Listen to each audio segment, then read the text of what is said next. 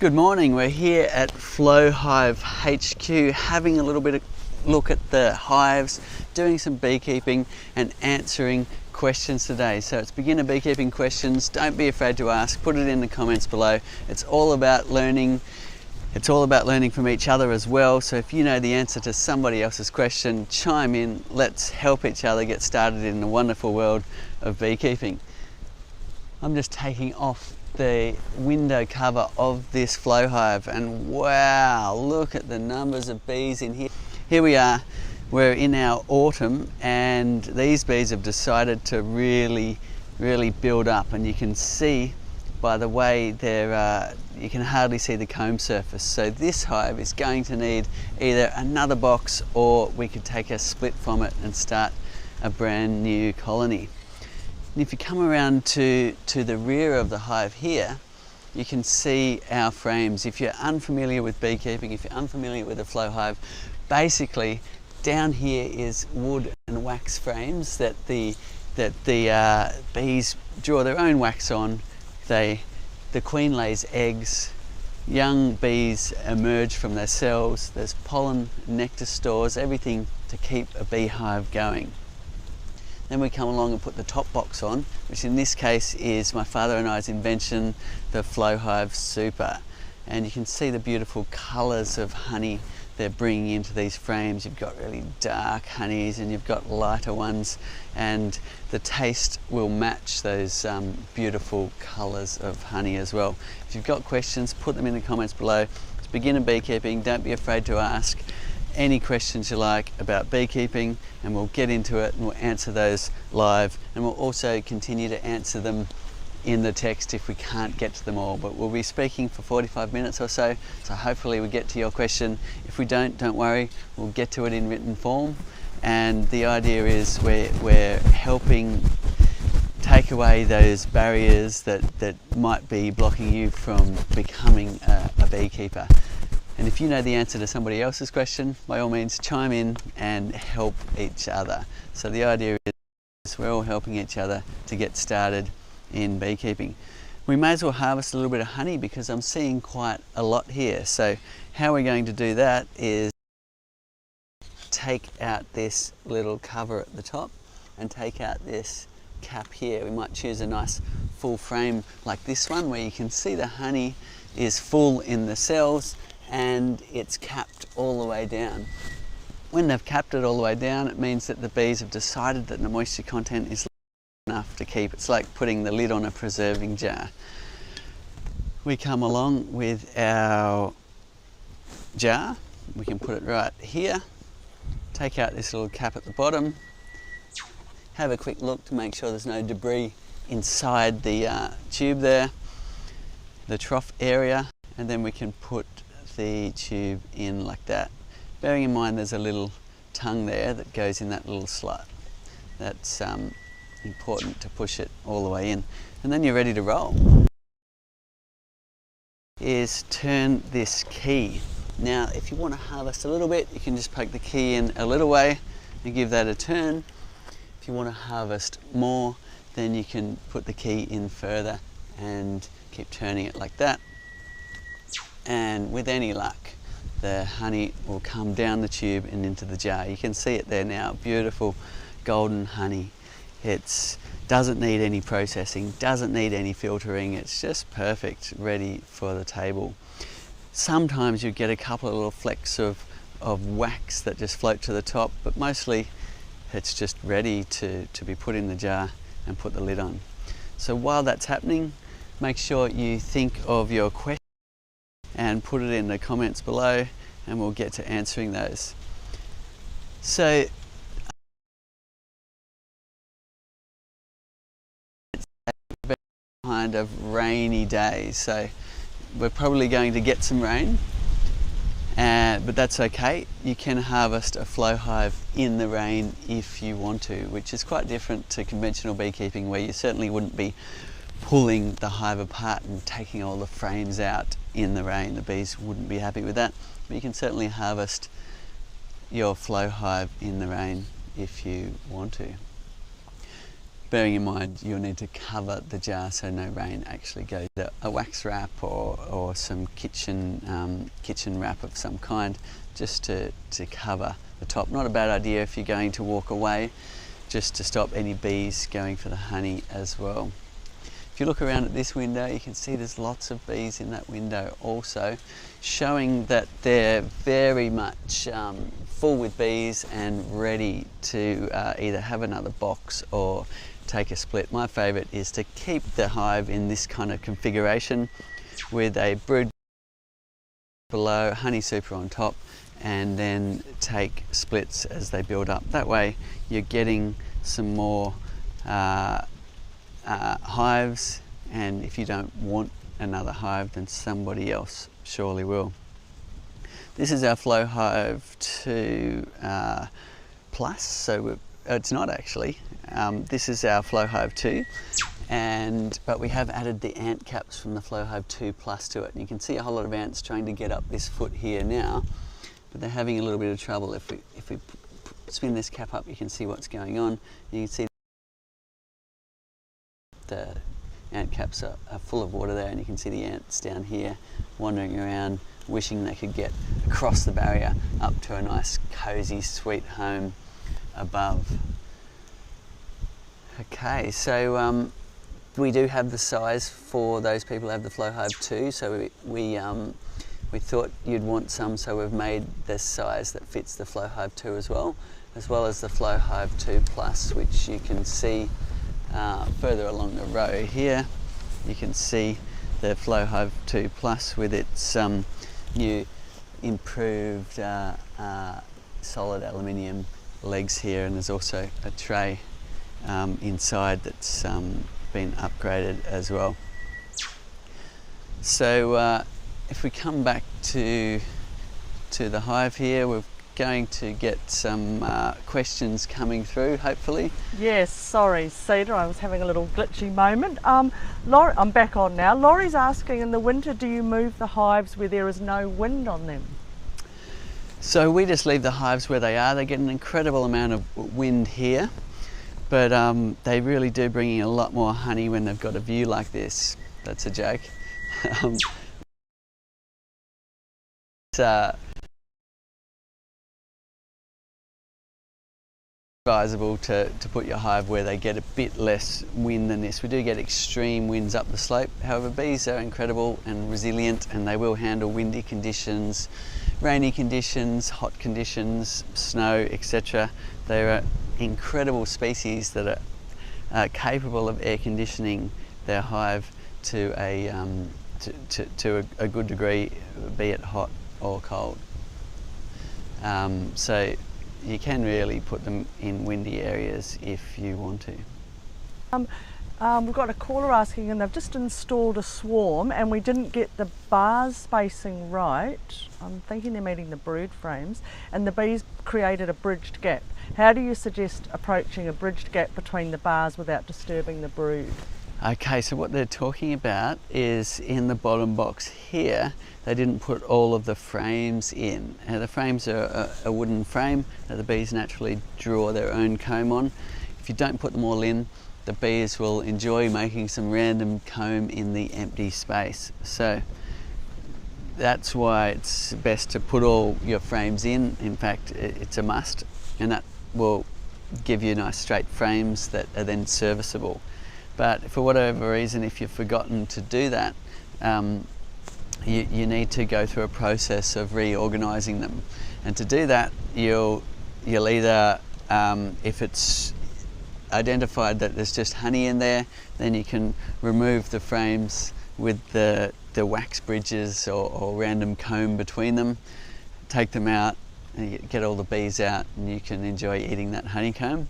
If there's brood in it, then there's a few things to do. You can pick up the frames that have that, move it towards the edge of the box, and hopefully the brood will emerge and it'll be refilled with honey, and then you can take those frames away.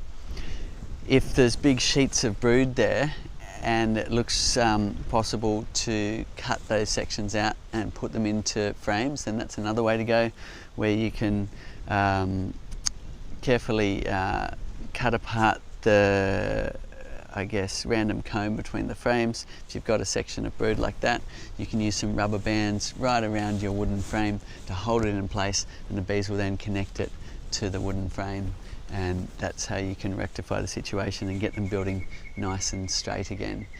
It's a little bit fiddly, but once you've got them nice and straight on the frames, then they will follow suit after that. Great, Cedar. Eric's asking, how long should we wait to add a medium box after adding an initial 5-frame nuke to a full brood box? Okay, a 5-frame nuke to a brood box. Just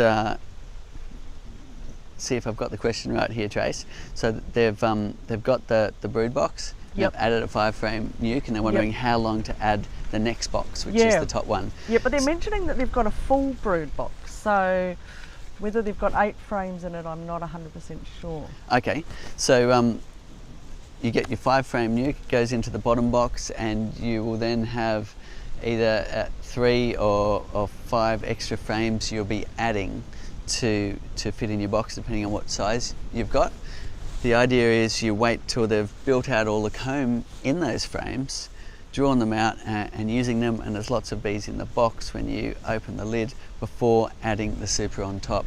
The reason why that's important is it sizes the hive right for the number of bees. It makes it a bit easier for them to maintain their air conditioning and keep the temperature right for the brood and so on. So if you add it a bit early in a warm climate or temperate climate, doesn't matter so much, but if you're getting really cold nights, then take the super off again, give them a smaller home until there's lots of bees, and then add the super again if there's a good flow on and it's time to collect some honey. Great. Margaret's asking, and maybe she's living around in our shire, she's worried about all this rain and hasn't been able to do a full inspection this year, but can see a little bit of mould forming in the super. Is this a problem? Okay, so we have very wet time at the moment, and if you find you've got mould issues, then see if you can identify whether there's any water getting into the hive. If there is, like through the shingles or inner cover, you might need to do some extra work sealing the roof. If that's not the case and it's just the moist environment, then it's usually a sign that there's not quite enough bees to really to get over all the surfaces and keep them keep pathogens out and so on. So at that point, you just keep an eye on them, see if they do build up. If you find that there's a good flow on, other hives are building up but that one's not, then you might need to replace the queen to get some more egg laying going, to increase the numbers in order to service the entire hive area. But if there's lots of bees and it's looking healthy, then I would just keep an eye on it and make sure that the bees are eventually getting in there and cleaning it up. Great, Cedar. Another question kind of a bit related is one of our beekeepers have found a little bit of mould on the inner cover under the roof. Is that an all right thing, or what should they do to prevent that? Okay, if it's on the top, it doesn't really matter. It's on the outside of the box. That inner cover on the flowhive 2 is actually made out of paulownia wood. It is susceptible to mould. Doesn't matter on the outside, but if it's all mouldy on the underside where the bees are coming into contact with it, then that might not be so good. And that's similar to the previous question. Just have a look at the bee numbers and make sure there is enough really to maintain the inside of your hive.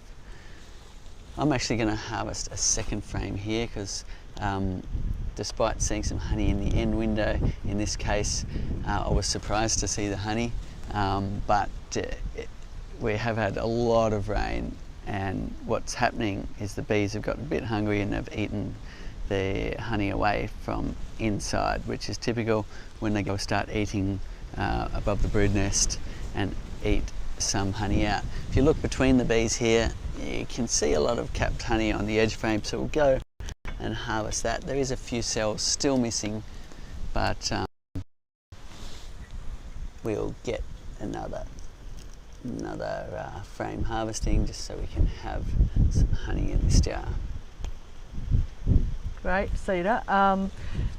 John's asking that his bees are not going so well and he's looked into pollen patties. Just wonder if you've got any that you'd suggest. He's also tried sugar water. Sugar water, okay. So if you're wanting to give your bees a bit of a pep up, we don't really need to in this environment where we are, although we do get sometimes 2 or 3 months without a whole lot of foraging activity. We generally get enough to keep them going. So I don't feed my bees, but in other areas it's very common to, and you'll find bees can be quite hungry, and if you notice that they're really not storing much honey anywhere in the hive and the brood box is quite light, then feeding them some sugar water is not a bad idea. If you want to see how to make a quick feeder, you can have a look at on our Facebook and YouTube channel for how to make a feeder. Pollen patties, on the other hand, I actually don't have that much experience with. Other beekeepers will check in your local region. Perhaps there's beekeepers that do a lot of feeding of pollen patties and might be able to give you advice. If you're on the thread and you know about pollen feeding and pollen patties, please tune in and help answer the question. Great. Katie's asking, picking up the first nuke soon, and just wondering what steps should she take when moving them to her flow hive? So that's fantastic, well done. You're picking up your first nuke, you're getting started in beekeeping. You'll definitely need your bee suit, your smoker. Depending on what type of person you are, you might be happy to watch our training material. You can tune in at thebeekeeper.org, which is our online course we've set up, or you can have a look on our YouTube channel and have a look at those instructionals of how to install the nuke into the box. And if you feel comfortable and confident, have a go. But it's always a good idea to get some help as well. If you've got an experienced beekeeper that can come, great. Or even if you've got someone who's just started, sometimes it's useful just to have somebody else there as well as you go through that amazing process of pulling your frames out of your nuke box and transferring them to your brood box. Look after them and they'll grow from there. Great. Robert's asking, Cedar, what do you think about the horizontal hives that can hold the flow frames? Okay, so horizontal hives is another way to go. There's lots of different beekeeping styles in the world. There's top bar hives that just have top bars at the top and just hang their natural comb from. There's horizontal hives which, instead of going vertical, this is called the Langstroth hive, where you've got vertically stacked boxes. Horizontal is another one where you've got horizontal, and some people will adapt flow frames to all sorts of different styles of hives, whether they be observation hives, horizontal hives, top bar hives and so on, so they can enjoy tapping the honey straight out like this. So by all means, get in there and experiment. It's all about trying things and seeing what works for you. I've tried a few times horizontal hives, and my experience is I've had more luck with the vertical. I think it kind of mimics a tree hollow in some ways, a vertical stack, and you also get some nice convection happening where you've got warmth from the bottom going up and around in a nice cycle, and that keeps your honey warm for harvesting as well. So there's sort of advantages. The advantages of going horizontal is you've got easy access to your entire set of honey and brood frames when you open the lid. So that's probably one of the reasons why you would go horizontal if you wanted to experiment. But as said, I haven't had that much luck with it. Fantastic. Cedar, Rebecca's asking, she's in Kemps Creek, New South Wales, and they do get frost. Just wondering, should they leave the queen excluder on in the winter, and does the queen still lay in the winter time?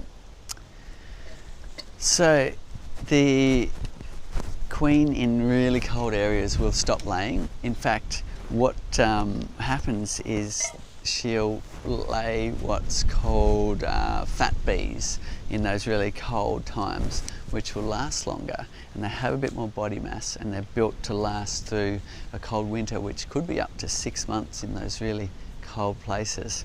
And so those bees aren't foraging, and they can last longer, and the queen will actually stop laying, because to raise a frame of brood will take a frame of honey and a frame of pollen approximately.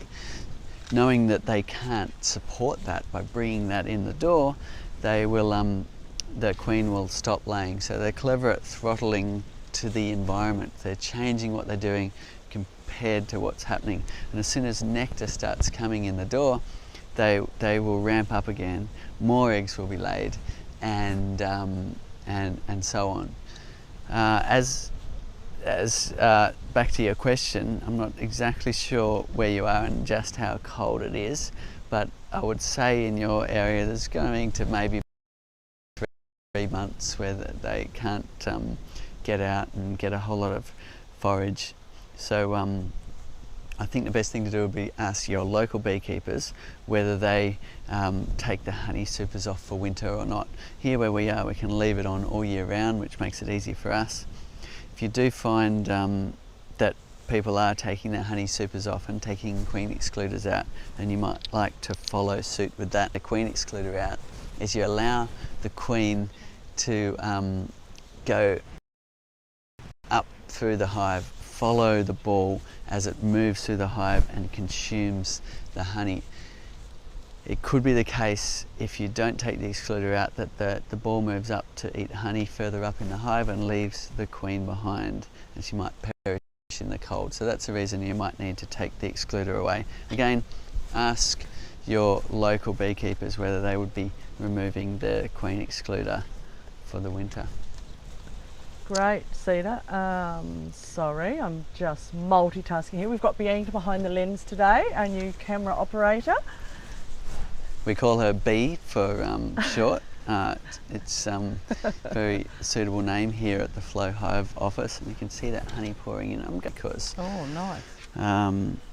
Because I can, I might just grab a little mint leaf from the garden. Mainly to be exercising my COVID-safe behaviour. So I'm just going to put the mint leaf under and just taste that, what it tastes like. Mint and honey is an incredible combination. Yum. What flavours can you taste, Cedar? Who needs a lolly shop, eh? Have this in your yard, and your kids will be out here eating things from the garden, exploring the garden, getting away from those screens. It's a wonderful thing. Any more questions? Yeah, Cedar, Michael's asking, so not quite sure where Michael is, but had a couple of brood boxes going, everything was cranking, going fabulous. Then they added the super and they just felt like that the bees weren't really that keen to go up. They were worried, should they remove it because winter's coming if they're not using it, or leave it on?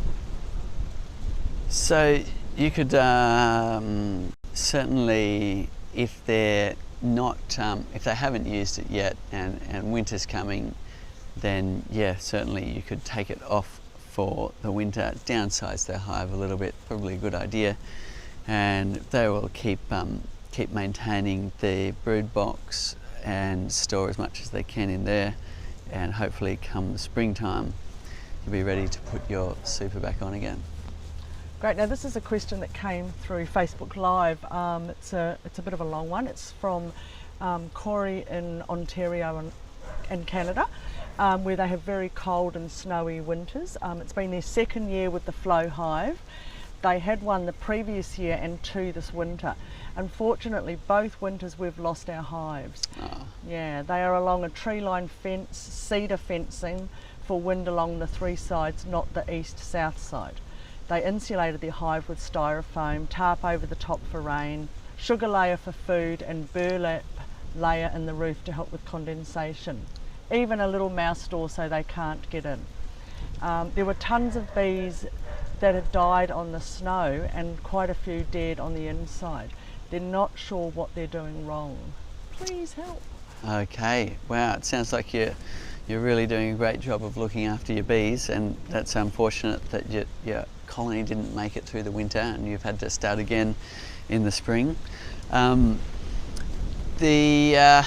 As I understand it, the main issue is enough food to survive the winter. If you've got a really long cold winter, honey's what fuels the hive. It's what they use. They disconnect their wing muscles and vibrate.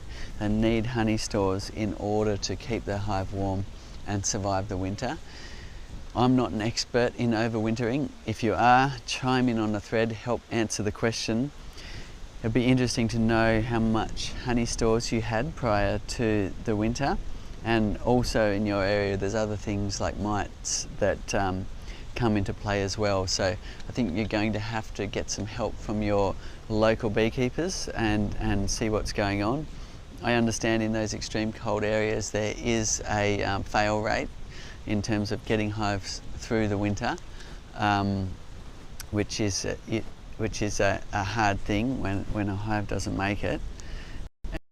And we also do have the beekeeper.org, which is built to take you from square one right through to having a deep knowledge of all things beekeeping, and on that is some experts showing tips and tricks of getting your hives through the winter time, and that could be a great wealth of knowledge for you as well.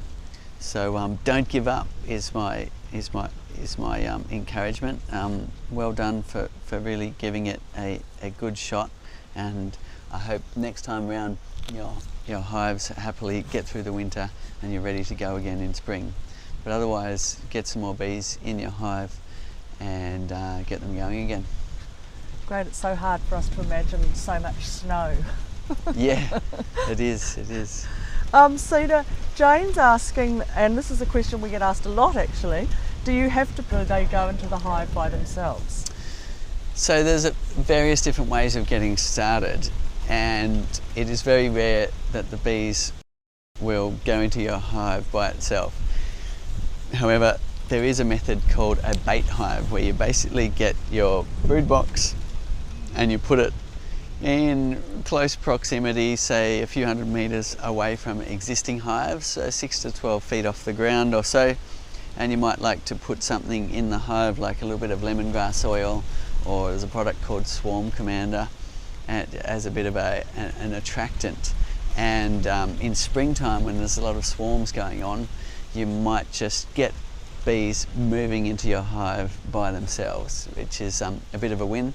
However, it's a bit of a long shot, so you're better off purchasing some bees from a bee breeder. The easiest one is a nuke, which is basically enough frames that would take up half of this box down here, usually about 5 in a little tiny beehive.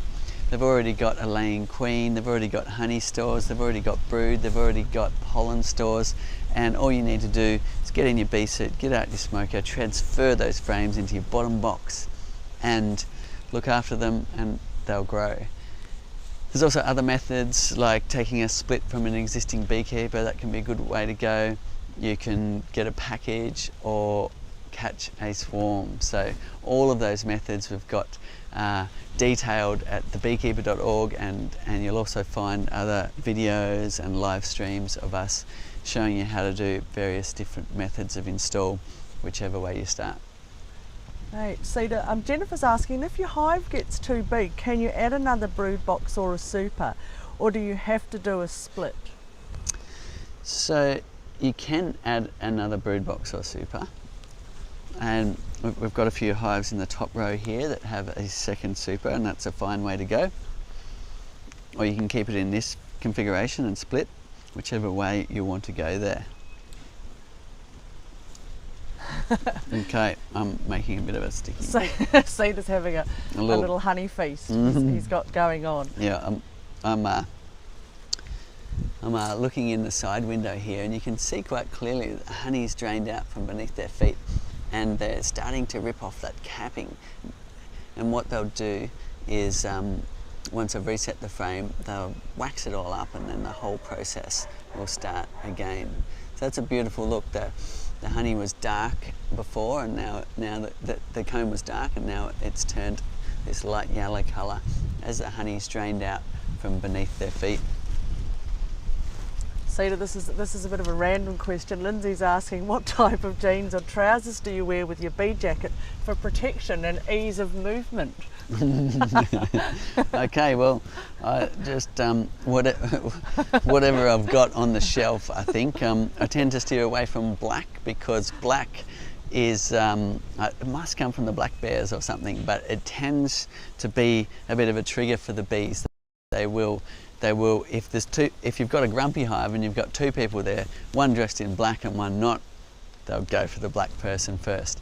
Many colonies won't go for you at all, but if they are a bit aggressive, then black's a bit of a no-no to wear. So I tend to stick to colours like this that the bees are less likely to attack. Thanks, Cedar. Jared's asking, they've got 2 supers on the hive, and what's the best way to winter them? So the best way to winter would be to reduce the size of your colony. That's if you've got a long cold winter. Here we don't, we can leave it on all year round, but if you've got a long cold winter, many months of time and snow and so on, then most people will be suggesting that you take off at least one of those boxes to reduce the size of your hive and make it easier for them to keep cool over the winter time. Well, we've got a bit of a situation with a jar overflow about to happen. What are we going to do? We might just have to, oh, here we go. Something we prepared a little earlier. It looks like my team here is backing us up, and we have another jar to take the excess. So what I'm going to do is do a bit of a hot swap here and swap to, let me see, is that going to fit? I think that'll fit just nicely like that. Perfect. Here we go. And beautiful. So we'll collect a little bit more honey there. We'll put a lid on this jar, which I've got in my pocket. And we have a beautiful jar of honey ready to take back to our office, where plenty of people consume honey at such a rapid rate the bees can hardly keep up. Yum. There we go. Cedar, just wondering, we've got a question coming in from Sweden. Can you have the flowhive in colder climates? Certainly can. There was this myth early on that it won't work in our climate, mainly coming out of Europe for whatever reason, even though our product hadn't been tried yet. And so that still circulates, as many things in beekeeping just go round and around. But however, there's lots of people keeping flow hives all throughout Europe, even up in Norway, so as well as in North America, in Canada. So cold isn't an issue.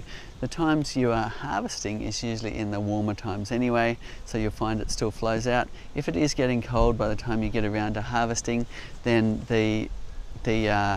you will find that it will be a bit slower to come out, and you just might be waiting longer.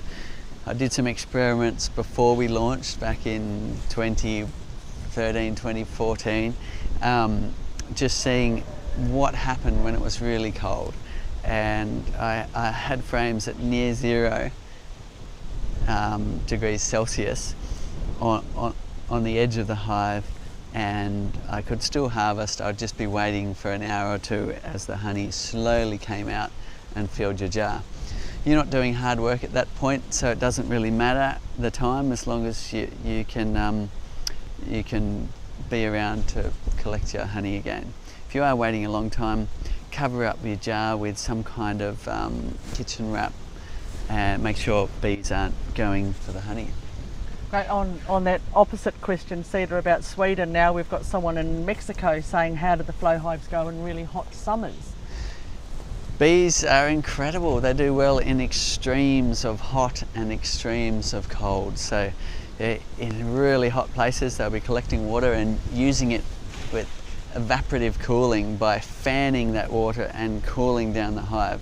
And it's only in crazy extremes that you get what's called a meltdown, where the temperature inside the hive exceeds the wax melt temperature of 63 degrees Celsius, and that's when you can have a puddle of honey and wax. I've never seen it, but apparently it can happen, and that's obviously the end of that colony if that happens, but it's pretty unusual, and bees will handle very hot temperatures as well. Here in Australia we get lots of 40 degrees Celsius in summer, and the bees are fine with that. You will get in some places in the world, you get different species of honeybee. We've even had the flow frames work for other ones like the Asian honeybee, the Japanese honeybee, and with a few modifications you can even get them to use it, which are a completely different size. But in Mexico you have lots of these same species, the Apis mellifera, the European honeybee, and it'll be a great spot for harvesting beautiful honey from your surrounds. Oh, that's great, Cedar, because a couple of people are asking what sort of bees do you use in the flow hive? So there's different breeds, but basically the one we're using is the European honeybee, Apis mellifera, and humans have dragged them all around the world wherever they go because they're not only amazing honey producers but extremely good pollinators. A colony like this could visit 50 million flowers in a day, which is absolutely extraordinary. There is no other insect on the planet that can do that, and that's why they're such amazing pollinators and such an integral part of our food chain. So you'll find them all around the world, and there's different breeds such as Carnolian, Italian, Caucasian, and so on, which are said to have different traits, but they're pretty similar. Some are dark in colour, some are light, but they're actually the same Apis mellifera, and they'll all work with the flow hive. Cedar, a couple of people noticed there's a lot of action now going on at the front of the hive. Is it the weather? It's actually sun shining? It's been days and days of rain here, and to the point where we've had mild flooding, and in fact weeks of rain.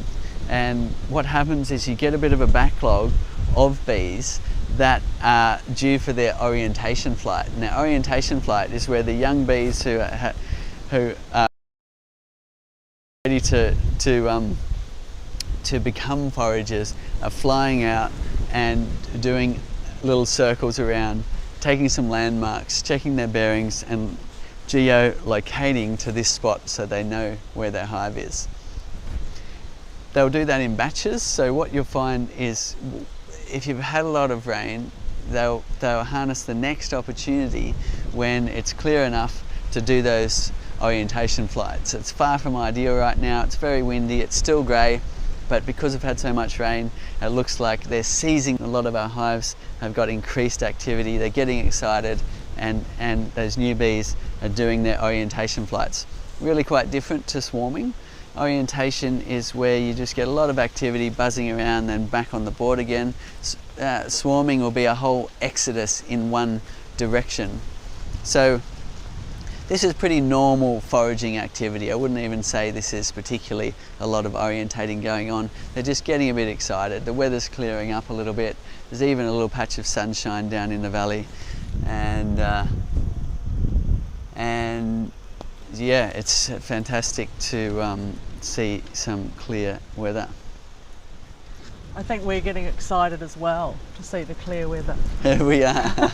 We're getting a bit soggy. Good weather for frogs, not so good for bees. However, down in the valley here we've got lots of paperbarks, which the indigenous call the rain tree, and they're all springing into blossom now, and they'll blossom on and off following the rains all through the autumn and winter, and we'll get that beautiful paperbark honey coming into the hives as well.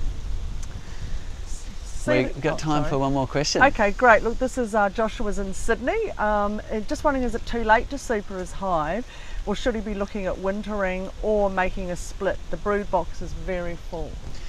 So if your brood box is very full, in this location you will find that you might get some honey stores in it during the autumn. So if they are really full, I'd go ahead, put on the super and see how they go. If you find that they really don't get around to storing anything, you could always take it off again for the winter. So with these rains, you just might find that you have some autumn flows. Have a look at this. A drone bee's just gotten excited and landed on me now. You can tell a drone bee because it's got those bigger eyes that touch in the middle. They also don't have stingers, so they're a great one to pick up and show the kids, but do make sure it is a drone. The worker bees will give you a sting if you hold them like this. But they are a bit bigger in their body and they're kind of a round teddy bear shape. They're the males in the hive. Stingers, and they don't do any work foraging either. It looks like a fairly new drone bee, the way it's glistening and quite furry here. It hasn't worn the hair off its back yet.